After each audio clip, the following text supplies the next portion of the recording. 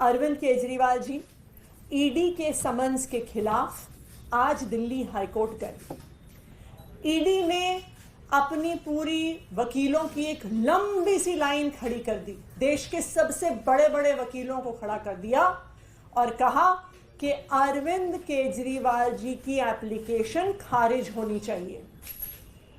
Court ने उनसे बार बार पूछा कि किस आधार पे आप समन्स भेज रहे हैं। कोर्ट ने उनसे बार बार पूछा कि आप क्यों अरविंद केजरीवाल को गिरफ्तार करना चाहते हैं। और आखिरकार कोर्ट ने ईडी को बोला कि अगर कोई कागज है तो कागज दिखाओ, तभी मैं इस एप्लीकेशन को डिसमिस करूंगा। ईडी कागज भी लेकर आई। हियरिंग से अपने कमरे के अंदर जाके दोनों जजों ने ईडी के कागज भी देखे और ईडी के कागज देखने के बाद उन्होंने एप्लीकेशन को डिसमिस करने से मना कर दिया। रिलीफ की एप्लीकेशन पर ईडी को नोटिस दिया और 22 अप्रैल की तारीख दी। तो ईडी के पुरजोर विरोध के बावजूद भी इंटरिम रिलीफ की एप्लीकेशन को, समन्स खारिज करने की एप्लीकेशन को दिल्ली हाई कोर्ट ने सेट असाइड नहीं किया। उन्होंने इस पर नोटिस दिया है और वो इस पर सुनवाई करेंगे और पूरे मैटर को एग्जामिन करेंगे। आज मैं ईडी से ये पूछना चाहती हूं, ईडी जो भारतीय जनता पार्टी का आज एक राजनीतिक हथियार बना हुआ है, कि ये तो बताइए कि आपकी सैकड़ों रेड के बाद आज आप जो समन पे समन भेज रहे हैं, ये तो आप बताइए कि आपको कितने पैसे मिले, अभी तक कितना पैसा रिकवर हुआ, अभी तक कितना प्रोसीड्स ऑफ क्राइम मिला। जो छापे मारे आपने आम आदमी पार्टी के नेताओं पे के घर पर, उनके ऑफिस में, उनके लॉकर में, उनके पैतृक गांव में, क्या 1 रुपए की भी पैसे की रिकवरी हुई है? नहीं हुई है। ईडी अपने प्रेस रिलीज में लिखने लायक तक पैसे रिकवर नहीं कर पाई है।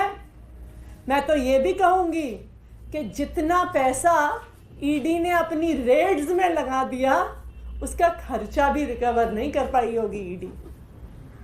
आज तक 2 साल की इन्वेस्टिगेशन में ना ईडी को ना सीबीआई को सैकड़ों अफसर लगाने के बाद, हजारों रेड करने के बाद 1 रुपया भी आम आदमी पार्टी के किसी नेता से, किसी मंत्री से अभी तक नहीं मिला है। और यही कारण है कि आम आदमी पार्टी के नेता बहादुरी से डटे हुए हैं भारतीय जनता पार्टी और उनके राजनीतिक हथियार ईडी के सामने। वरना जिन जिन पार्टियों के नेताओं ने भ्रष्टाचार किया है, जैसे ही उन पर ईडी की रेड होती है, जैसे ही उन पर ईडी का केस होता है, जैसे ही उनको ईडी का समन आता है, वो अगले दिन भारतीय जनता पार्टी का पटका पहन लेते हैं, भारतीय जनता पार्टी की टोपी पहन लेते हैं और भारतीय जनता पार्टी में शामिल हो जाते हैं। फिर ईडी जाके कोर्ट में हाथ जोड़ के कहती है, जी हम केस बंद कर रहे हैं, हमारे कागज खो गए, हमारी फाइलें खो गई, हमारे पास कोई सबूत नहीं है। लेकिन आम आदमी पार्टी एक इकलौती पार्टी है जिसके नेताओं पर केस होने के बावजूद, रेड होने के बावजूद, समन्स आने के बावजूद और कई नेताओं के जेल जाने के बावजूद हम फिर भी भारतीय जनता पार्टी के खिलाफ इस लड़ाई में डटे हुए हैं। ये कहते हैं अपने प्रेस रिलीज में कि 100 करोड़ का भ्रष्टाचार किया। मैं तो भारतीय जनता पार्टी से पूछूंगी कि अगर हमने 100 करोड़ का भ्रष्टाचार किया होता तो आज अपने नेताओं को छुड़ाने के लिए आपको 50 करोड़ हमने इलेक्टोरल बॉन्ड्स में दे दिया होता। क्योंकि अगर आप इलेक्टोरल बॉन्ड्स की लिस्ट देखने जाइए तो बहुतों ने जिन्होंने 50 करोड़ रुपए दिए, उनको ईडी और सीबीआई से छुटकारा मिल गया। मैं आज एक बार फिर भारतीय जनता पार्टी को ये कहना चाहती हूं कि अगर आम आदमी पार्टी से लड़ना है तो खुल के हमसे राजनीतिक मुकाबला करिए, जमीन पर उतरिए, दिल्ली की सड़कों पे उतरिए, पंजाब की सड़कों पर उतरिए, हमारे खिलाफ कैंपेन कीजिए और हमें चुनाव में हराइए। ये ईडी के पीछे छुपकर चुनाव लड़ने की कोशिश मत करिए।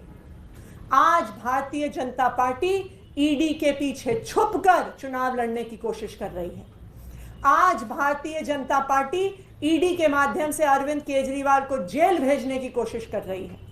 आज भारतीय जनता पार्टी अरविंद केजरीवाल को चुनाव प्रचार करने से रोकने के लिए ईडी को उनके पीछे भेज रही है। लेकिन मैं भारतीय जनता पार्टी को बता दूं कि हम उनकी धमकियों से डरने वाले नहीं हैं।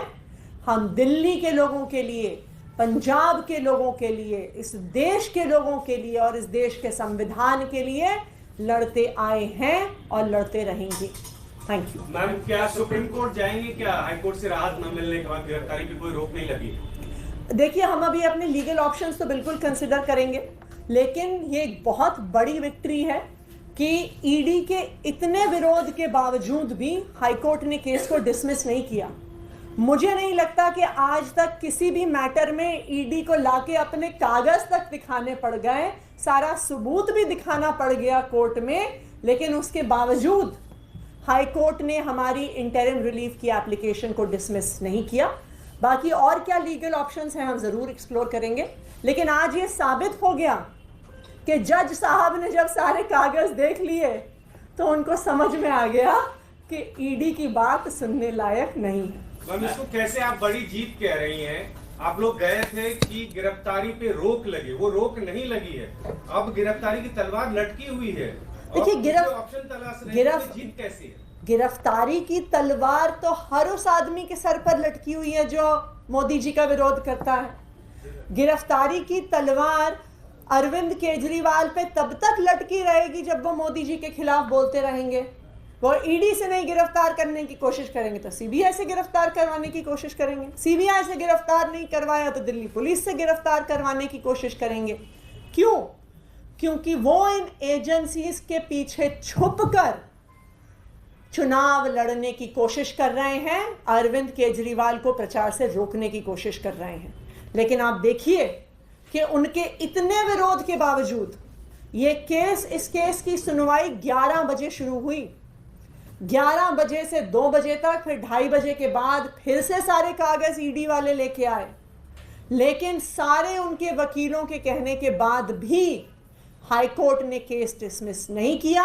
हाई कोर्ट ने ईडी को नोटिस दिया है और ईडी से पूछा है कि क्यों अरविंद केजरीवाल को इंटरिम रिलीफ और इंटरिम प्रोटेक्शन नहीं मिलना चाहिए। लेकिन मैम, अगर गिरफ्तारी हो जाती है जैसा आप लोग बता रहे हैं, अब चुनाव अनाउंस हो चुके हैं, क्या प्लान ऑफ एक्शन रहेगा? पार्टी कैसे प्रचार करेंगे, क्या होगा, किस तरीके से होगा?